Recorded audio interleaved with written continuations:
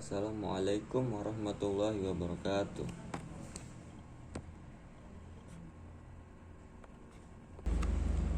Pertama-tama dan yang paling utama, marilah kita panjatkan puji syukur kita kepada Allah Subhanahu wa taala, karena berkat rahmat dan karunia-Nya lah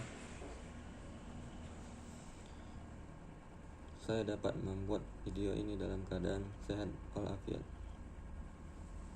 Salawat serta salam tak lupa saya curahkan kepada suri tauladan kita, motivator kita, Habibana wa Nabiyana Muhammad Sallallahu Alaihi Wasallam, yang beserta kita insya Allah sebagai pengikutnya hingga akhir zaman. Amin, amin, amin. Baiklah, sebelumnya perkenalkan, nama saya Erlangga Dwi Putra. Saya merupakan angkatan 2017 dengan NIM 170180048, kelas A2 dengan mata kuliah kecerdasan bisnis. Baiklah, tanpa basa-basi lagi di sini saya akan membuat rangkuman video yang berisikan materi dari pertemuan 9 sampai dengan pertemuan 14. Baiklah, untuk mengenai pertemuan 9 ini, di sini ada 3 video yang akan dibahas. Video pertama membahas tentang pengantar ERP atau Entertainment Research. Video kedua tentang Power BI, dan ketiga membahas tentang bagaimana cara kita mendownload dan menginstal aplikasi Power BI itu sendiri.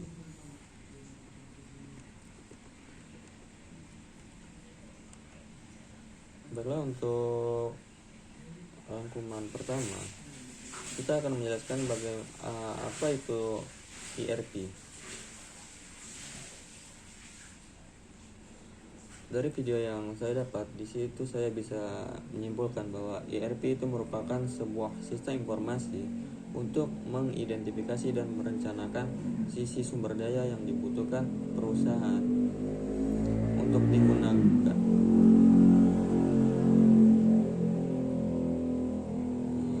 ERP merupakan sistem informasi untuk mengidentifikasi dan merencanakan sisi sumber daya yang dibutuhkan perusahaan untuk digunakan, dibuat, dikirim, dan dihitung secara efisien sehingga dapat merespon kebutuhan pelanggan dengan lebih baik.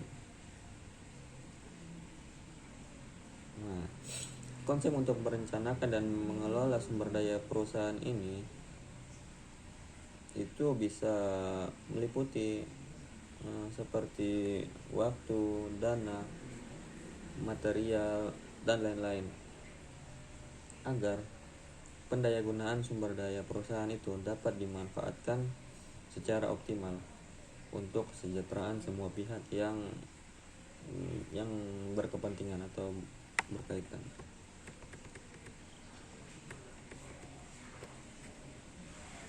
ERP ini sendiri terdiri dari paket software konversial yang menjamin integrasi yang mulus atas semua aliran informasi, meliputi keuangan, sumber daya manusia atau SDM, akuntansi, rantai pasok, dan informasi konsumen.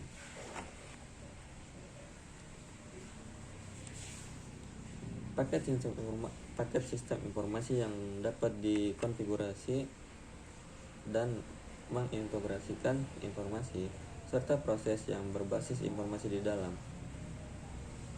serta lintas fungsional dalam sebuah organisasi. Selanjutnya saya akan membahas mengenai resource.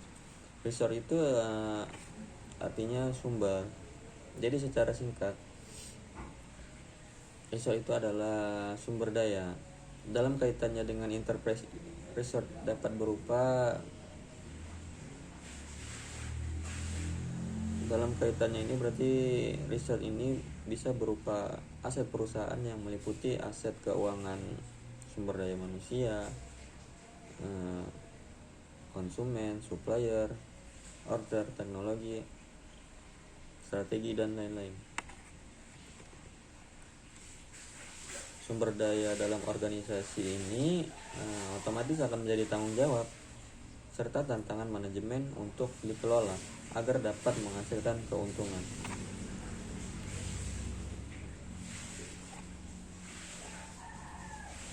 Dalam bentuk lain ini, ERP juga dapat dideskripsikan sebagai sebuah konsep untuk merencanakan dan mengelola sumber daya organisasi agar dapat dimanfaatkan secara optimal untuk menghasilkan nilai tambah bagi seluruh pihak.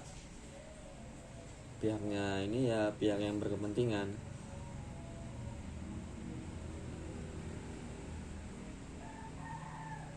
Lanjut, suatu basis data, satu aplikasi, dan satu kesatuan antarmuka di seluruh enterprise.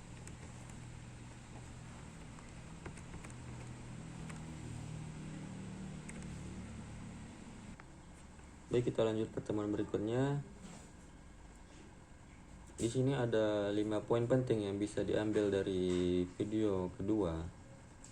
Yang pertama, Power BI itu merupakan layanan yang berbasis cloud yang berfungsi untuk memvisualisasikan data secara lebih mudah, interaktif, dan live atau secara langsung. Kegunaan Power BI di sini adalah Excel spreadsheet, layanan cloud, serta streaming data. Hal-hal yang membangun dari Power BI atau yang menjadi landasan Power BI ini, di sini ada building block Power BI.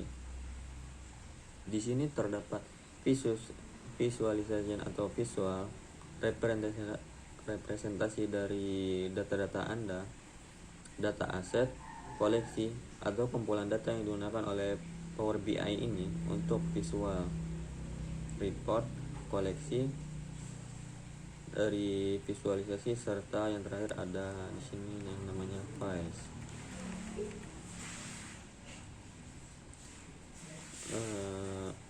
Manfaat Power BI. Di sini ada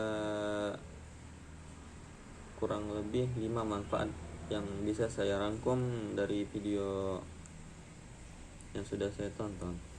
Jadi manfaat Power BI di sini diantaranya dapat menjadi basis utama dalam proses analisis data perusahaan. Yang kedua, di sini seluruh fiturnya itu kompatibel. Yang ketiga, memudahkan penyajian laporan. Yang keempat, memudahkan layanan dan proses kerja. Dan yang terakhir, memiliki jangkauan aksesibilitas dan konektivitas yang luas. Penguasaan prinsip dari teknologi teori penerapan BI ini akan berdampak positif pada analisis serta penyajian data dalam jumlah yang besar.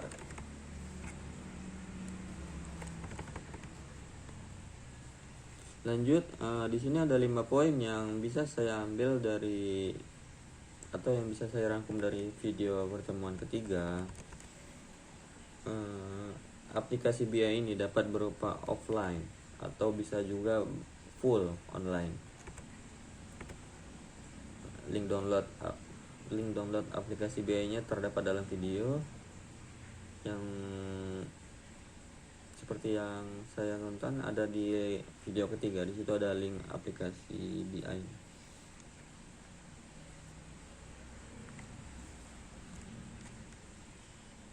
Lalu kalau sudah dapat linknya, kita tinggal klik download. Di situ ada 2 versi, tergantung versi laptop kita. Ada yang versi 32 bit atau ada yang 64 bit. Selanjutnya tunggu proses tersebut, tunggu proses downloadnya. Kalau sudah, disimpan ke berkas, lalu klik next. Lalu muncul aplikasi Power BI. Nah, kalau sudah selesai di dalam Power BI itu, nanti ada muncul 5 objek. Di situ ada menu ribbon, visualization, file, report, dan view. Dan Power BI ini bisa juga ada hubungannya dengan Excel karena bisa dioperasikan open filenya ini melalui Excel. Baiklah, lanjut untuk video selanjutnya, yaitu video ke-11 atau pertemuan 11. Jadi pokok dari sebuah aplikasi ini adalah menurut saya untuk menghasilkan informasi dari kumpulan data sehingga bisa kita baca dengan mudah, secara cepat dan efisien. 7 poin penting yang bisa saya ambil dari video pertemuan 11 ini. Di sini ada mengolah data dan memvisualisasikan data dalam bentuk data atau grafik. Di sini ada 4. Yang pertama, import data dari Excel, kemudian data tersebut akan keluar dengan sendirinya. Lanjut, masuk ke dalam menu ribbon, masukkan data yang akan Anda pilih.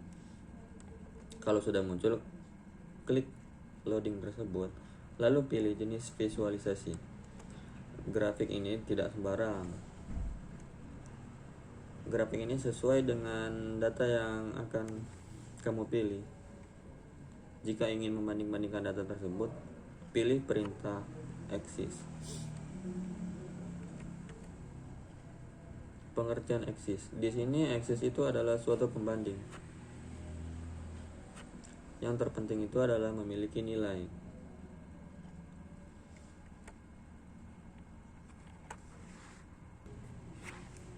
Contoh membandingkan dalam data axis. Contoh membandingkan buah apa yang paling laku di bulan Juni. Contoh sampel. Pilih jenis visualisasi chart, kolom chart, pilih salah satu.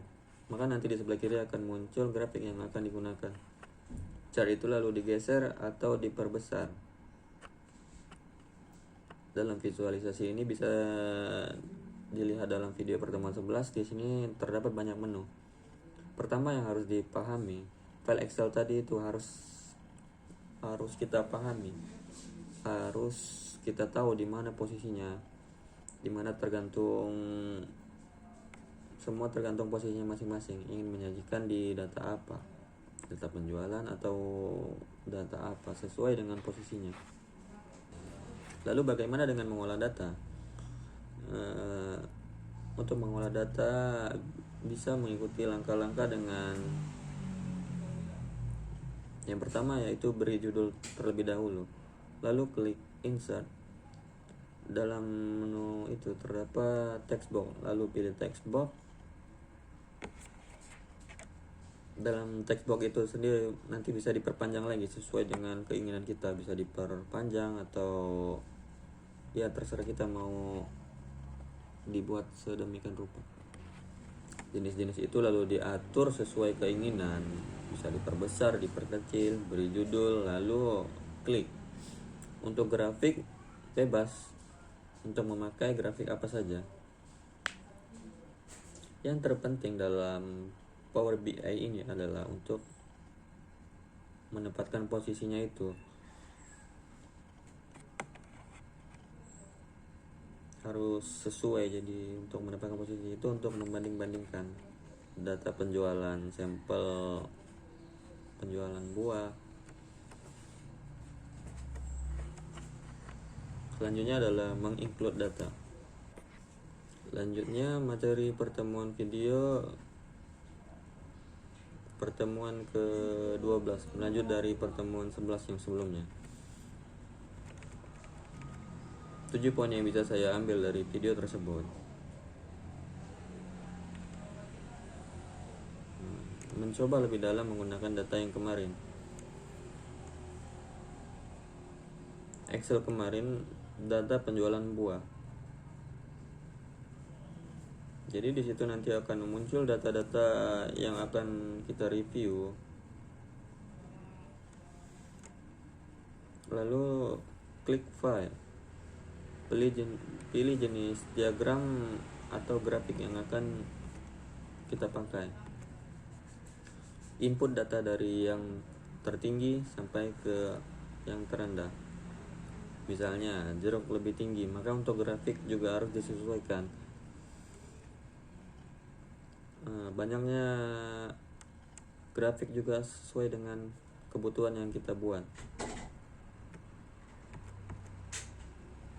Jangan hanya tampilan keren, tapi manfaatnya juga yang paling utama. Lalu klik insert, pilih judul, masukkan contoh data penjualan buat toko ABC 2021. Lalu diberi warna judul tersebut, bisa kita beri warna hijau, merah, kuning. Itu sesuai dengan keinginan Anda. Jenis grafik ini sendiri juga sangat memudahkan pembaca untuk memakainya atau menggunakannya. Pilih background border sesuka Anda biar lebih menarik tampilan itu. Inti dari ini semua ada di grafiknya. Jadi ditegaskan untuk sekali lagi, grafik tidak boleh dibuat asal-asal. Dia harus dibuat semenarik mungkin agar pembaca ini merasa tertarik. Untuk menambahkan visualisasi Power BI ke dashboard, Anda harus aktifkan visualisasi Power BI pada menu tab Setting, Administration, System Setting, Reporting, Allow, Power BI Visualization Embedding. Miliki akun Power BI dan miliki akses setidaknya satu Power BI. Hindari menambahkan visualisasi Power BI untuk dashboard sistem. Jika ingin memperbesar, pilih tombol perbesar. Untuk memperluas visualisasi seperti ubin saluran penjualan yang ditampilkan pada video tersebut. Contoh data penjualan toko ABC.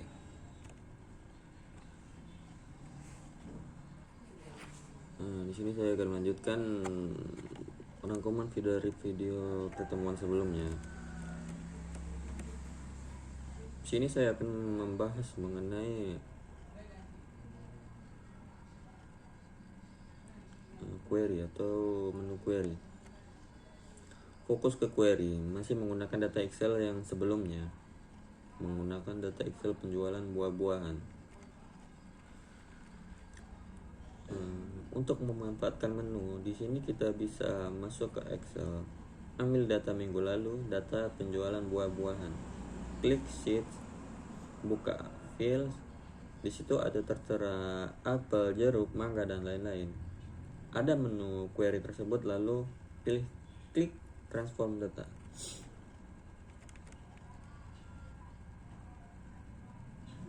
Baiklah, jadi yang paling dipahami di sini ini adalah teks kolom, ada statistik, standar berupa operator perhitungan, trigonometri, ada medium, mean, nilai, dan sebagainya.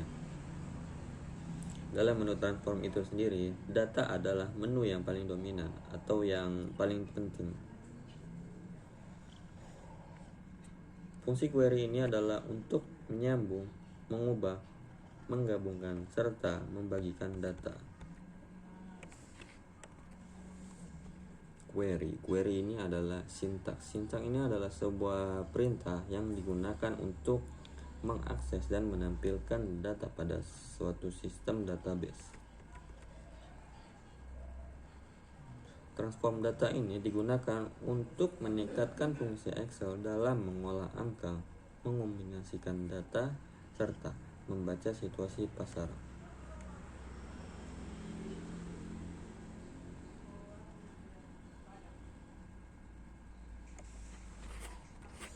Sebelumnya, perlu Anda ketahui, Microsoft Power BI ini adalah software intelijen bisnis besutan Microsoft yang memungkinkan Anda untuk mengolah data lebih detail dan menampilkannya dengan grafis yang lebih interaktif. Microsoft Power BI ini dapat memvisualisasikan data yang telah Anda masukkan atau data yang sudah terkoneksi oleh sistem ketiga. Anda sendiri juga bisa mengontrol dan memantau data itu sendiri secara mudah, efektif, dan efisien. Aplikasi ini sendiri bisa Anda install di beberapa platform seperti PC atau laptop ataupun smartphone. Jadi sudah tersedia di smartphone juga.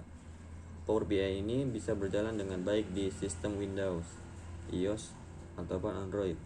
Pada dasarnya, aplikasi ini bisa Anda dapatkan secara cuma-cuma atau gratis. Berarti di sini tidak berbayar, yang artinya free download. Namun fitur ini yang Anda dapatkan tidak akan lengkap. Tidak selengkap aplikasi yang versi Pro-nya atau versi yang lebih. Microsoft Power BI ini mengusung 3 konsep kerja yang akan sangat membantu Anda dalam menganalisa data seperti data dashboard, report, dan datasets. Datasets ini merupakan kumpulan data yang diimport atau dikoneksikan pada Power BI. Sedangkan report adalah salah satu atau lebih dari satu halaman visualisasi. Report bisa berupa chart atau grafik, dan dashboard sendiri adalah tampilan integrasi yang menampilkan kumpulan atau sekumpulan dataset. Dashboard ini memberikan informasi mengenai data, analisa, serta memberikan gambaran dalam bentuk single visualisasi dashboard. Menariknya, Power BI ini dari Microsoft ini sendiri sudah bisa Anda integrasikan dengan beberapa aplikasi pengolah data komputer yang populer dalam industri IT, seperti alat pengolah data Google Analytics, besutan raksasa teknologi Google ini. Ada lagi yang lain, pengolah data dari Oracle, pengolah data Salesforce, Microsoft Dynamics atau CRM, MySQL, dan masih banyak yang lainnya. Cara terbaik untuk belajar membuat dan menggunakan tools BI serta dashboard adalah dengan mengikuti pelatihan bersertifikat.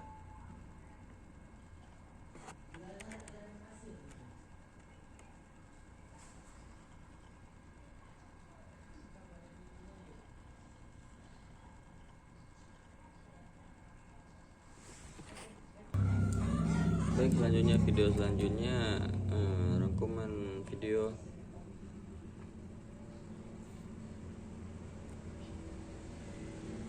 mengenai Power Query. Power Query ini berkaitan dengan transformasi data. Ada produk atau software. Untuk query desktop ini tidak support, tetapi untuk Windows support. Power BI mempunyai keunikannya ya bisa mensupport semuanya. Dengan Power Query ini disebut bisa mendapatkan transformasi data di versi Excel sebelumnya. Anda bisa mengimpor atau menyambungkan ke data eksternal lalu membentuk data itu. Misalnya menghapus kolom, mengubah tipe data, atau menggabungkan tabel dengan cara yang sesuai dengan kebutuhan Anda. Lalu Anda dapat membuat query ke Excel untuk membuat bagian dari laporan secara berkala. Lalu klik refresh untuk memperbarui, lalu klik refresh lagi untuk memperbarui.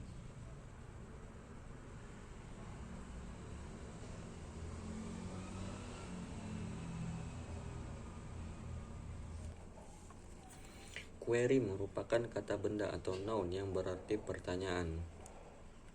Dalam pengolahan database, query merupakan suatu istilah yang merujuk pada permintaan pengguna untuk memperoleh informasi dari database.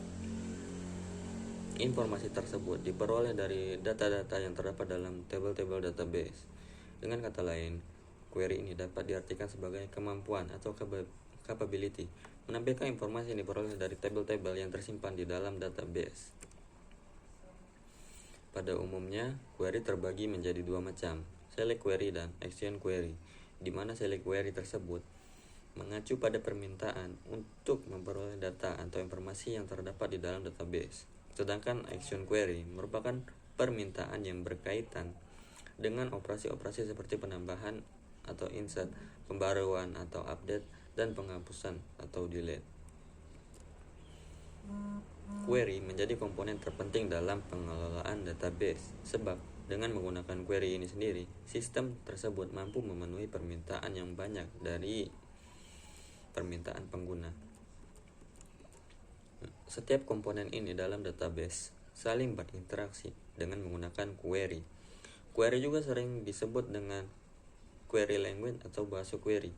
Sekarang ini bahasa query yang paling populer di kalangan database adalah SQL atau Structured Query Language.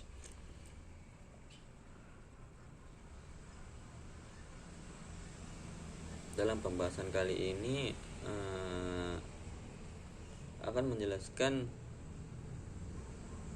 bahasa query itu dibagi menjadi 3, yaitu DDL atau Data Definition Language, DML atau Data Manipulation Language, dan DCL atau Data Control Language. Yang pertama kita bahas di sini adalah DDL, Data Definition Language. DDL merupakan bahasa query yang memiliki fungsi untuk mendefinisikan data dalam database. Perintah yang terdapat dalam komponen ini adalah create, drop, dan alter. Lanjut, DML atau Data Manipulation Language. Data Manipulation Language ini merupakan bahasa query yang digunakan untuk menambah atau mengubah nilai atau value dari suatu tabel dalam database. Perintah yang termasuk ke dalam komponen DML adalah insert, update, delete, dan select. Yang terakhir ada DCL atau Data Control Language. Data Control Language ini merupakan bahasa query yang berfungsi untuk memberikan hak akses kepada pengguna. Perintah yang termasuk dalam komponen DCL ini adalah revoke.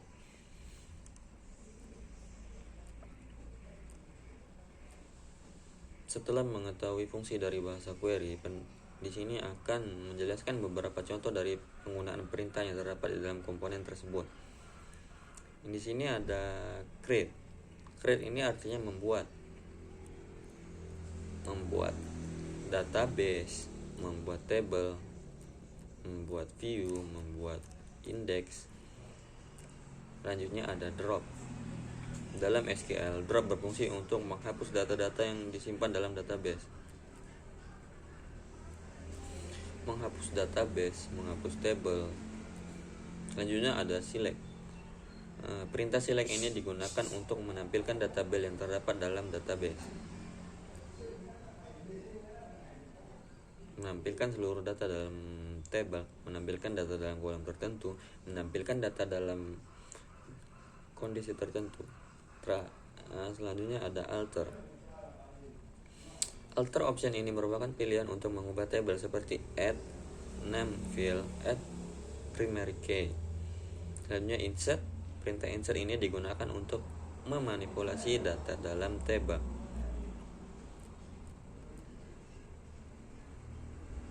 Insert into nama table values, menambahkan data lebih dari satu baris dalam table, menambahkan baris pada kolom tertentu dalam table. Selanjutnya ada update. Perintah update ini digunakan untuk mengubah isi table. Selanjutnya ada delete. Perintah delete ini digunakan untuk menghapus data dalam table. Begitulah penjelasan mengenai pengertian query dan beberapa contoh penggunaan query dalam database. Dan mungkin itu saja yang dapat saya sampaikan mengenai rangkuman video yang sudah saya rangkum dari pertemuan video ke-9 sampai dengan yang sudah ditentukan ke-14. Saya tahu di sini saya mendapatkan banyak sekali kekurangan dalam materi. Terima kasih sudah menonton video ini. Saya sebagai pembuat video memohon maaf atas sebesar-besarnya atas kekurangan dalam video ini atau rangkuman yang tidak saya jelaskan dalam pertemuan 9-14. Mungkin ada yang masih belum bisa saya jelaskan di sini. Baiklah,